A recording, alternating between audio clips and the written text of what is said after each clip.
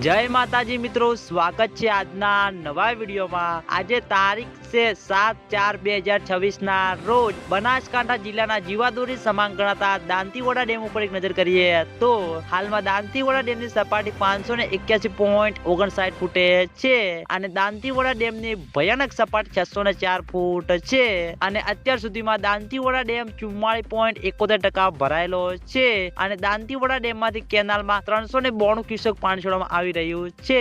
એટલે ઘણા બધા મિત્રોની કોમેન્ટો આવતી હતી કે દાંતીવાડા ડેમમાંથી કેનાલમાં પાણી છોડવામાં આવી રહ્યું છે તે કેટલા ક્યુસેક પાણી છોડવામાં આવી રહ્યું છે। તો મિત્રો 392 ક્યુસેક કેનાલમાં પાણી છોડવામાં આવી રહ્યું છે મિત્રો હાલમાં, અને અત્યાર સુધીમાં મિત્રો દાંતીવાડા ડેમ 44.71% ભરાયેલો છે।